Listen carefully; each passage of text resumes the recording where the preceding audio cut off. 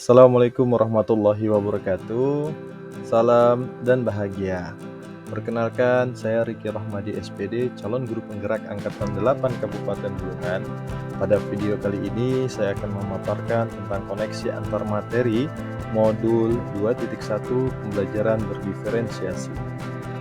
Kesimpulan terkait dengan koneksi antar materi pembelajaran berdiferensiasi, apa yang dimaksud pembelajaran berdiferensiasi dan bagaimana hal tersebut dapat dilakukan di kelas?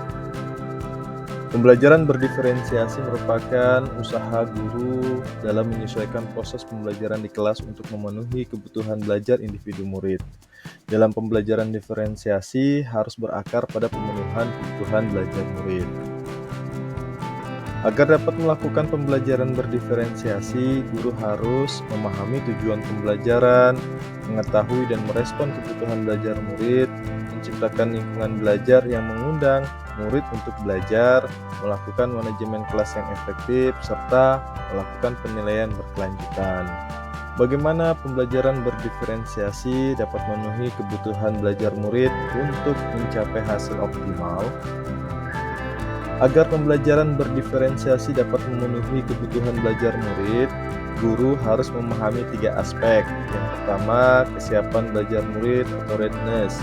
Yang kedua, minat murid. Dan yang ketiga, profil belajar murid. Kesiapan belajar murid mengharuskan guru untuk menilai pengetahuan awal dan menentukan apa yang telah murid ketahui dan di mana murid berada. Hal ini memberi informasi tentang pengetahuan dan keterampilan yang dimiliki murid saat ini. Lalu, terkait dengan minat murid. Minat setiap anak pasti berbeda-beda. Minat adalah salah satu motivator penting bagi murid untuk terlibat aktif dalam proses pembelajaran. Di sini tentunya kita berbagai macam minat yang dimiliki oleh anak-anak murid kita, baik itu olahraga, sains, maupun kesenian. Profil belajar murid. Tujuan dari memperhatikan kebutuhan belajar murid berdasarkan profil belajar adalah untuk memberikan kesempatan kepada murid untuk belajar secara alami dan efisien. Profil belajar murid melingkupi lingkungan belajar. Ini berhubungan dengan tempat belajar atau ruangan maupun suasana dalam proses pembelajaran. Kemudian ada budaya.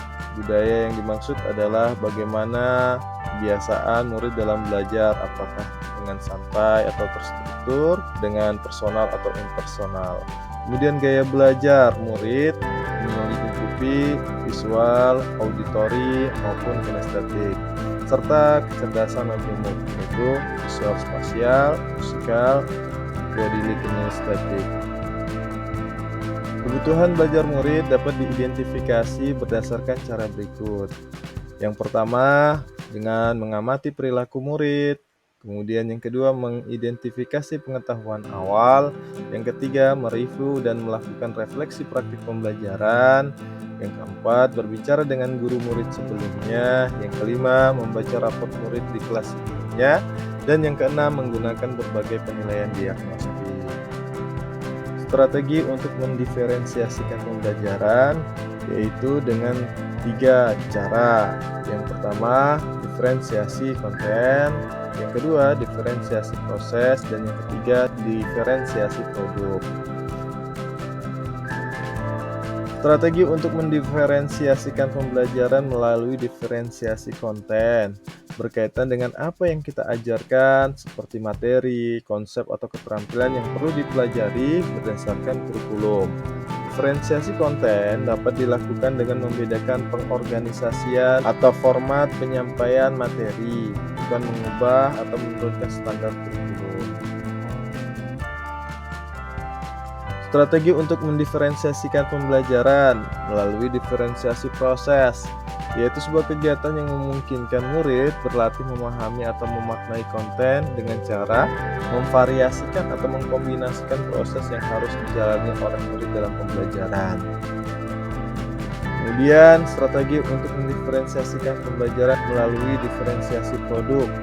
Bukti yang menunjukkan apa yang murid telah pahami dengan cara memodifikasi atau memvariasikan produk sebagai hasil belajar murid, hasil latihan, penerapan, dan pengembangan apa yang telah dipelajari. Lalu keterkaitan antara modul pembelajaran berdiferensiasi dengan modul-modul lainnya, baik itu dari modul 1.1, modul 1.2, modul 1.3 hingga modul 1.4. Keterkaitan antar modul.